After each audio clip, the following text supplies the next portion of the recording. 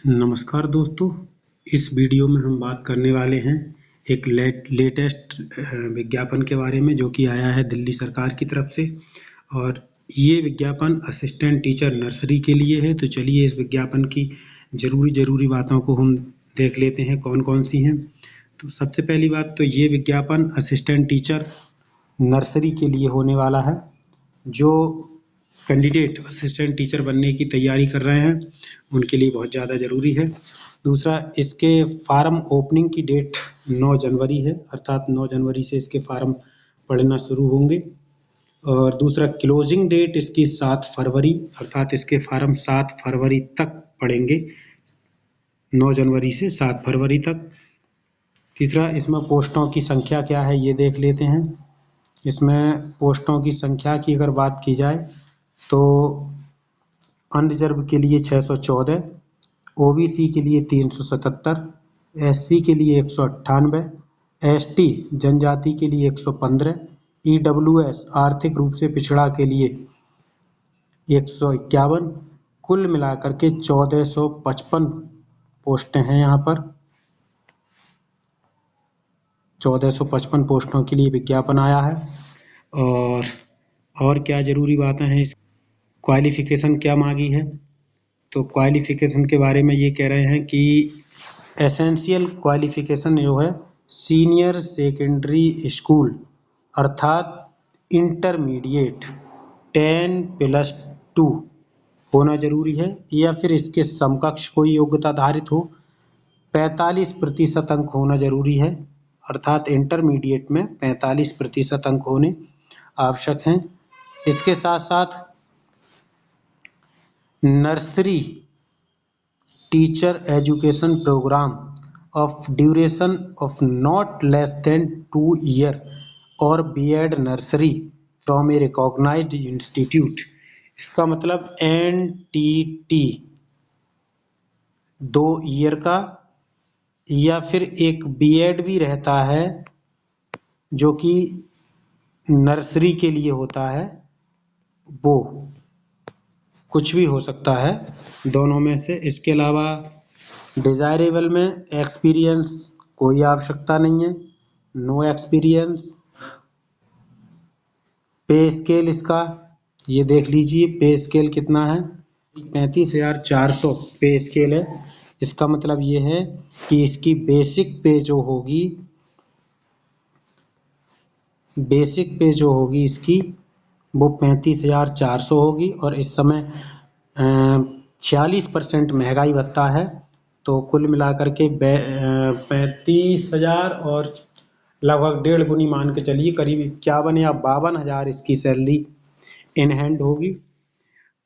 Age limit की बात कर रहे हैं तो कह रहे हैं नो एक्सीडिंग 30 ईयर्स, यानी 30 साल से ज़्यादा ना होना चाहिए। इसके अलावा relaxable for government servant up to 5 year in according with the instruction for order issue by the central government, अर्थात केंद्र सरकार के हिसाब से जो भी छूट एज में दी जाती है वो दी जाएगी। और इसके अलावा और क्या है देखें, ये पोस्ट नंबर 2 के लिए क्वालिफिकेशन क्या मांगी है, इसमें भी लगभग वही योग्यता है, इंटरमीडिएट या समकक्ष 45% अंकों के साथ, और सर्टिफिकेट नर्सरी में ये है, या फिर बीएड होना चाहिए। पोस्ट नंबर 3 के लिए भी लगभग वही एक्सपीरियंस और वही योग्यताएं मांगी गई हैं, एज भी वही है। और ये लगभग पोस्ट 1, 2, 3 तीनों लगभग एक जैसी ही पोस्ट हैं, सबके लिए समान योग्यता, इंटर प्लस एनटीटी या 2 वर्ष का बीएड नर्सरी है, कोई अनुभव की ज़रूरत नहीं है। इसके अलावा ये कुछ चीज़ें हैं, कह रहे हैं कि the candidate must be a citizen of India, अर्थात वह भारत सरकार का नागरिक होना चाहिए।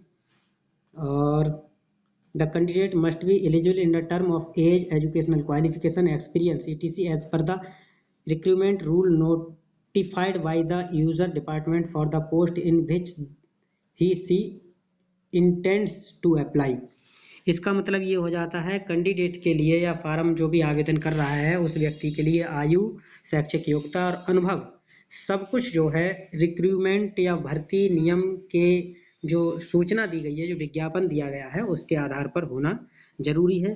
तीसरी योग्यता इसमें कह रहे हैं the educational qualification as experience etc as stipulated in advertisement shall be determined as on 7 फरवरी 2024। अर्थात 7 फरवरी 2024 का जो विज्ञापन है उसके अनुसार आपकी एज, क्वालिफिकेशन और अनुभव होने चाहिए। हाउ टू अप्लाई, किस तरह से आवेदन करेंगे, तो ये कह रहे हैं the candidate must ensure that he she is registered on DSSSB portal, यानी DSSB की जो वेबसाइट है DSSSB online.nic.in पर जाकर के रजिस्ट्रेशन करना होगा, तब जो है उसका आवेदन होगा। आगे क्या कह रहे हैं, कह रहे हैं the candidate must submit their application through online mode only, अर्थात ऑफलाइन में कोई फार्म या कोई भी आवेदन स्वीकार नहीं किया जाएगा। नो अदर मोड ऑफ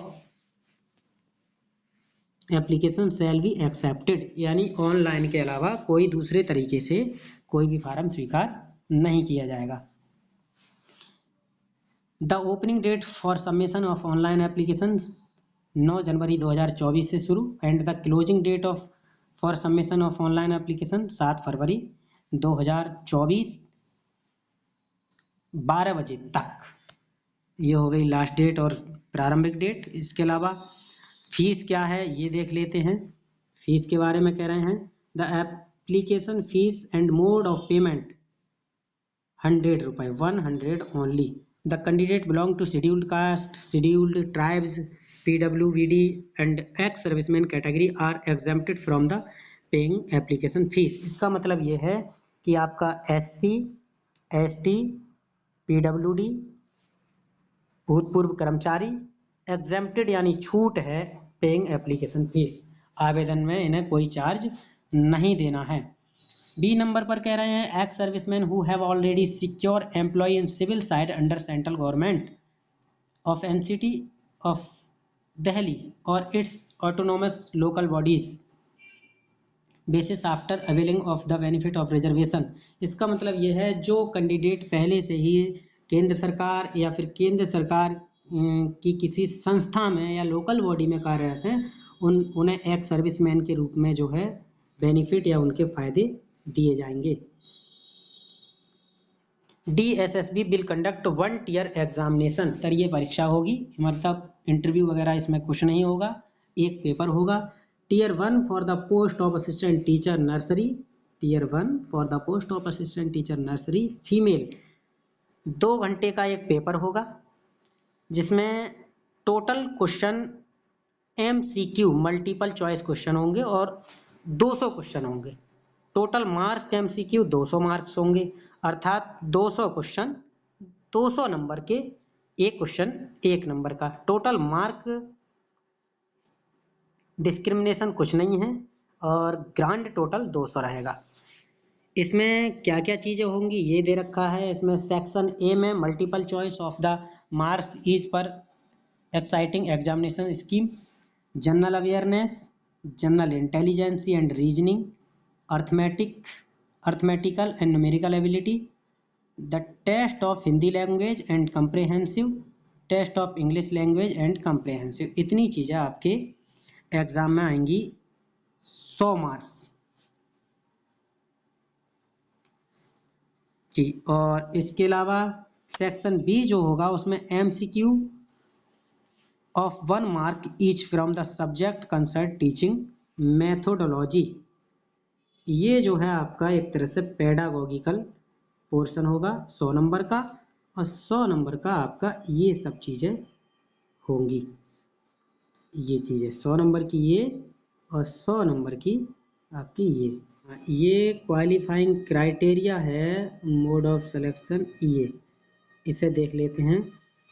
ये the board in order to achieve qualitative selection and the recruit the best talent available has fixed following minimum qualification mark for the different categories। General के लिए 40% अंक, जनरल EWS OBS दिल्ली के जो होंगे उनके लिए 35%, SC ST PH PWD इनके लिए 30% और अंक जो है लाने जरूरी होंगे। इससे कम पर वो जो है क्वालिफाई नहीं माने जाएंगे। इसके अलावा रिजर्वेशन बेनिफिट्स के बारे में कह रहे हैं कि जिस तरह से सरकार के जो पहले से ही देते रहे हैं रिजर्वेशन वही मिलेगा। इसके अलावा एज रिलैक्सेशन की बात कर रहे हैं। ST ST के लिए 5 साल की, OBC के लिए 3 साल की, PWD अनरिजर्व EWS के लिए 10 साल, PWBD ST ST दोनों चीज़ें एक साथ धारित करता है तो 15 साल, और PWBD प्लस OBC है तो 13 साल की इनके लिए एज में छूट रहेगी। ये हो गई इस विज्ञापन के लिए ज़रूरी बात है।